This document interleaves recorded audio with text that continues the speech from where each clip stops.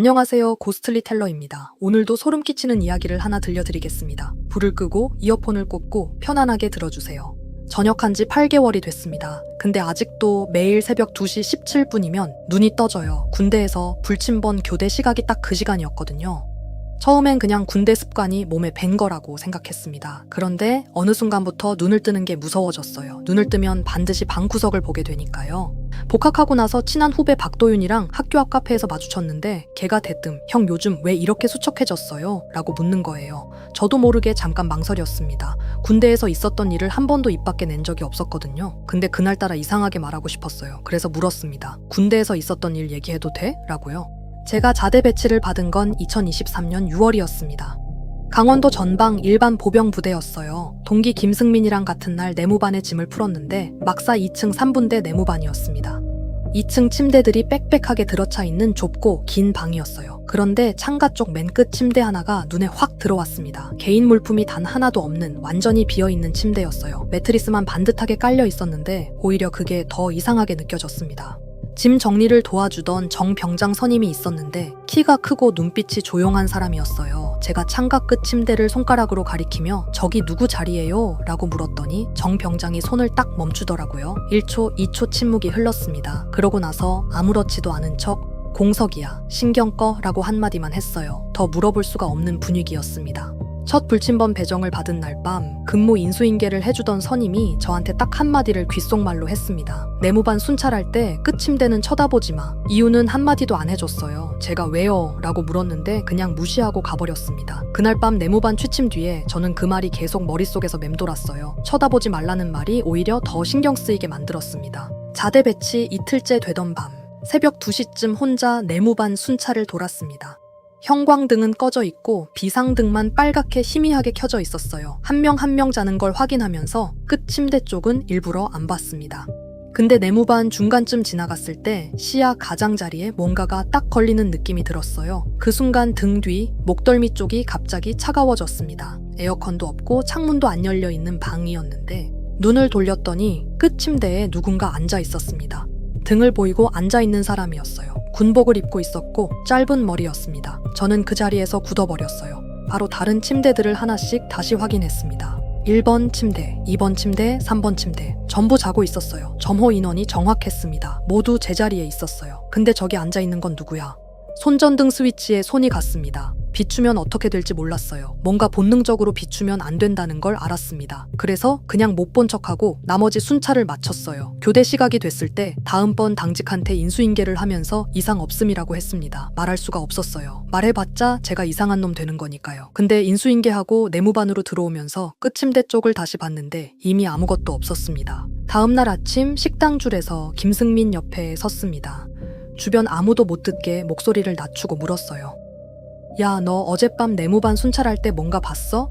승민이가 밥그릇을 받으려다 딱 멈추더라고요. 표정이 굳었습니다. 1초 정도 지나고 나서 "아니 왜?" 라고 했는데 저를 한 번도 안 쳐다봤어요. 그 순간 알았습니다. 승민이도 봤다는 걸. 그냥 말 안 하는 것 뿐이라는 걸. 그날 오후에 정병장한테 조심스럽게 물어봤습니다.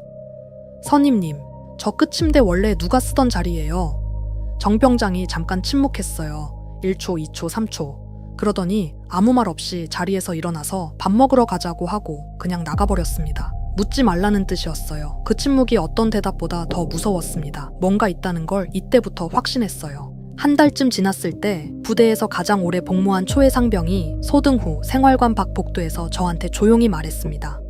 "작년에 거기서 한 명 죽었어. 불침번 중에 혼자. 외부에 알려지면 안 된다고 쉬쉬하는 거야." 자세한 건 더 이상 얘기 안 해줬어요. 이름도 몰랐고 어떻게 죽었는지도 몰랐습니다. 그날 밤 침대에 누워서 그 끝 침대를 천장에서 반사되는 비상등 빛으로 멀리서 바라봤는데 아무것도 없었는데도 이불에서 나올 수가 없었어요. 그 이후 불침번이 두려워졌는데 이상하게도 그 형체는 항상 똑같았어요. 등을 보이고 앉아있을 뿐이었습니다. 돌아보거나 다가오거나 소리를 내거나 하지 않았어요. 그냥 앉아있었습니다. 그게 오히려 더 무서웠어요. 해치려는 게 아니라면 저기 왜 있는 건지 뭘 기다리는 건지를 알 수가 없었으니까요. 불침번이 돌아올 때마다 그 형체가 거기 있을 것 같아서 내무반 문을 열기 전에 항상 멈추게 됐습니다. 배치 2달째부터 김승민이 눈에 띄게 이상해지기 시작했습니다. 밥을 잘 안 먹고 말수가 줄고 밤마다 뒤척였어요. 제가 야, 너 괜찮아? 라고 물으니까 승민이가 저를 보더니 아주 낮은 목소리로 말했습니다. 현수야, 걔가 나한테 말을 걸었어. 저는 뭐라고 해야 할지 몰랐어요. 아무 말도 못했습니다. 뭐라고 했냐고 물어보고 싶었는데 동시에 알고 싶지 않았어요.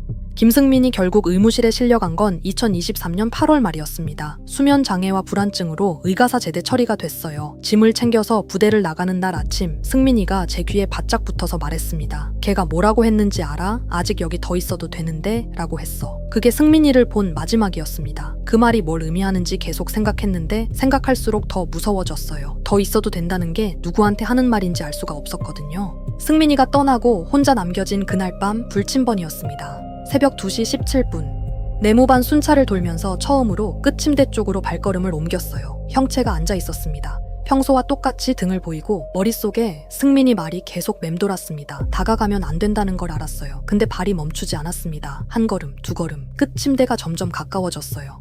끝침대 바로 옆까지 다가갔습니다. 30cm도 안 되는 거리였어요. 형체는 여전히 등을 보이고 앉아 있었습니다. 숨소리가 없었어요. 군복 등판이 보였고 짧게 깎인 뒷머리가 보였습니다. 저도 모르게 입이 열렸어요. 목소리가 떨렸지만 물었습니다. 거기 누구야? 3초가 1시간처럼 느껴졌습니다. 그 3초 동안 등 뒤에서 네모반 전체가 숨을 참는 것 같았어요.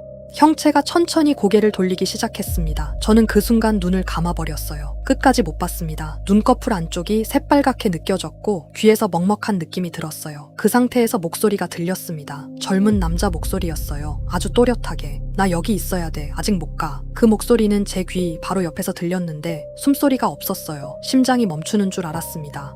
정신을 차렸을 때는 교대 시각이 한참 지나 있었습니다. 다음 당직박 일병이 제 어깨를 흔들어 깨우고 있었어요. 이현수 일병, 야, 자냐?